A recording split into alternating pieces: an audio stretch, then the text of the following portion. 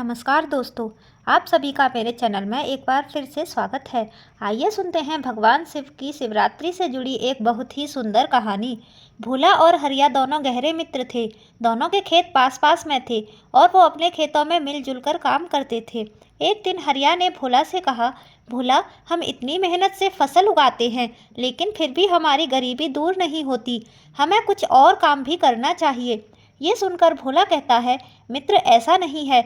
भगवान जितना दे रहे हैं उसी में खुश रहना चाहिए। यह सुनकर हरिया को गुस्सा आ जाता है और वो भोला से कहता है, तू कुछ नहीं समझता है। इतने दिन से तू शिव जी की पूजा कर रहा है, फिर भी भगवान ने आज तक तुझे दिया ही क्या है।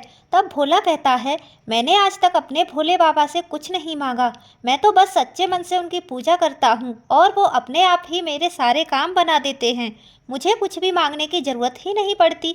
तू भी मेरे साथ मंदिर चला कर, तेरे मन से भी लालच निकल जाएगा। हरिया गुस्सा होकर अपने घर चला जाता है। घर में उसकी पत्नी सुमित्रा ने उससे पूछा तो हरिया ने कहा, मैंने अपने मित्र भोला के साथ मिलकर व्यापार करने की सलाह दी तो उसने मना कर दिया और कहा कि भोले बाबा की कृपा से वह इतने में ही खुश है। यह सुनकर सुमित्रा ने कहा, भोला भैया भगवान शिव के भक्त हैं, आप बचपन से उनके साथ ही रहते हो, फिर भी आप कभी मंदिर नहीं गए। सबका अपना अपना विश्वास है। वैसे उनके कहने पर आप भी मंदिर जाकर भोले बाबा का आशीर्वाद ले लो। यदि भगवान ने चाहा तो आपका व्यापार करने का सपना भी पूरा हो जाएगा। सुमित्रा की बात हरिया की समझ में आ गई और वह अगले दिन भोला के साथ शिवजी के मंदिर गया। वहाँ उसने भी पूजा की और उसके बाद शिवजी से प्रार्थना की कि हे प्रभु, मुझे इतना धन दो जिससे मैं व्यापार कर सकूं। यदि मेरा व्यापार चल गया तो मैं आपके मंदिर में एक सोने का शिवलिंग चढ़ाऊंगा।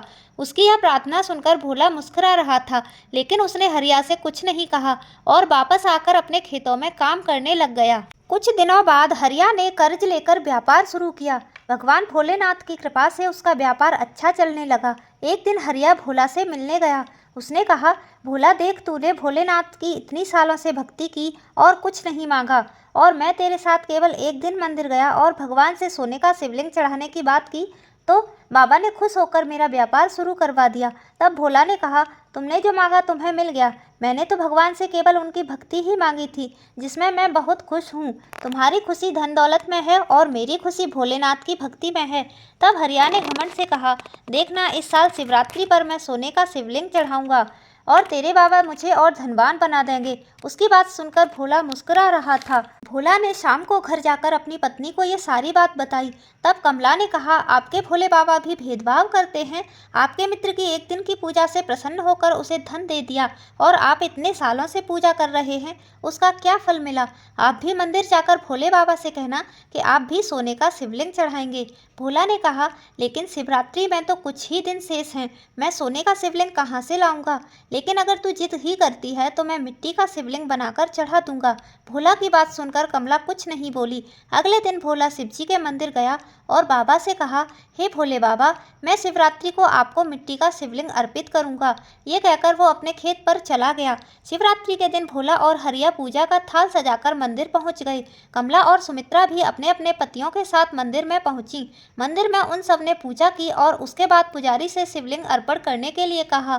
पुजारी ने कहा कि अपने अपने शिवलिंग पर दूध चढ़ाकर उसे भगवान के चरणों में रख दो। पुजारी की बात सुनकर हरिया जोर से हंसने लगा और बोला, पुजारी जी, मेरे शिवलिंग पर तो दूध चढ़ जाएगा, लेकिन भोला का शिवलिंग तो मिट्टी का है, दूध चढ़ाते ही वो बह जाएगा।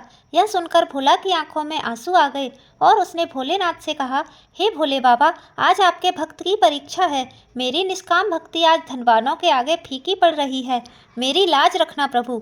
इसके बाद दोनों मित्रों ने अपने हाथ में दूध का पात्र लेकर दूध चढ़ाना शुरू किया। दूध चढ़ाते ही हरिया का सोने का शिवलिंग मिट्टी का बनकर बहने लगा और भोला का शिवलिंग दूध चढ़ाते ही सोने का बन गया।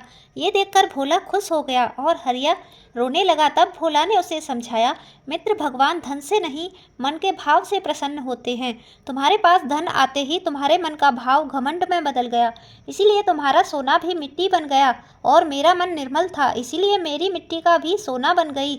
हरिया ने भोला से माफ़ी मांगी और वो भगवान भोलेनाथ के चरणों में गिरकर रोने लगा। भोला ने कहा, हरिया, भगवान भोलेनाथ के सामने रोने से तुम्हारा मन निर्मल हो गया है। उसके बाद हरिया और भोला दोनों एक साथ खेती और व्यापार करने लगे।